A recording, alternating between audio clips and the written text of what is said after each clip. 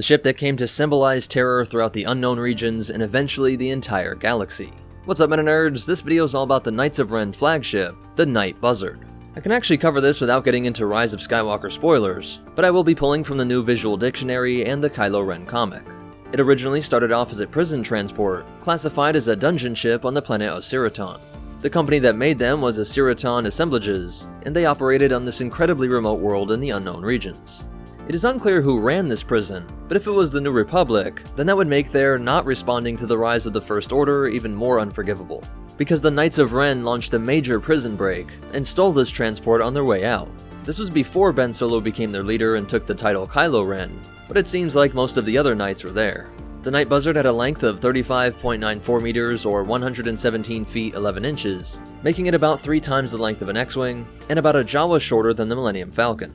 At a height of 5.88 meters or 19 feet 3 inches, it was about a Chewie shorter than the Falcon, and more than half as tall as an AT-ST. And I have to estimate the width as being about 10 meters or 33 feet, around the same as an X-Wing, but less than half that of the Falcon. If it showed up to an edgelord convention here on Earth, it would be nearly 3 school buses long, stand as tall as a 2-story building, and take up nearly 3 lanes of traffic.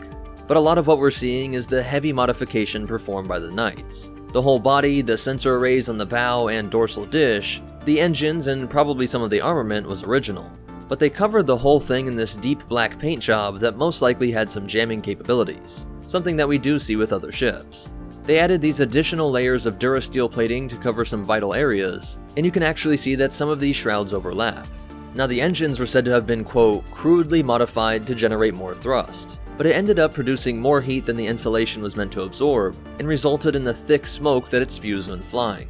Remember, just because these are spacefaring ships, they're not only in space. They're constantly going in and out of various planetary atmospheres. But the armament was incredibly powerful, pointing to either heavy modification here as well, or that penal planet expected attacks. We have a starboard laser cannon turret, this midship laser cannon turret, and at the rear this heavy laser cannon turret, as well as a pair of rear-facing fixed laser cannons. Now, I find it absurd that the Knights of Ren, the personal agents of the supreme leader of the First Order, are still riding around in a ship from years earlier that has been so heavily modified to the point that systems are failing. Like all that black smoke and excess heat, they're really risking engine failure if not a complete ship failure. But at least we see that this ship has all of its firing arcs covered, even the rear, and has specializations to deal with diverse threats. Too often we see ships that will most likely be attacked by starfighters having only big turbo laser cannons. If you attack the Night Buzzard, you'll be fired on no matter your attack vector, and there's something for nimble starfighters, mid-sized ships like transports, and even proper military frigates could be punched through with that double-barreled heavy laser cannon turret. Because there are so many members of the Knights of Ren, it can always have fresh hands on deck, requiring only a single pilot to operate, and being protected by 4 gunners. Kuruk was a rifleman on the battlefront, but the team's go-to pilot for the Night Buzzard, and they would keep some of this ship's prisoner transport touches, and use them to bring captured VIPs to the First Order or Kylo personally.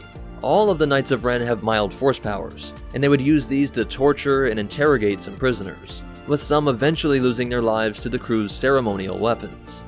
Most notably by the terrifying knight named Aplek and his ancient Mandalorian executioner's axe. So that's it for the Knights of Ren ship, the Night Buzzard. If you want to learn more about them, I have a link to the visual dictionary down in the description, and the only cool behind the scenes stuff is that this Mandalorian axe was on display in Dryden Voss's collection, perhaps hinting that Maul's Syndicate was either discovered or destroyed by the Knights of Ren, some decades before the events of the sequel trilogy.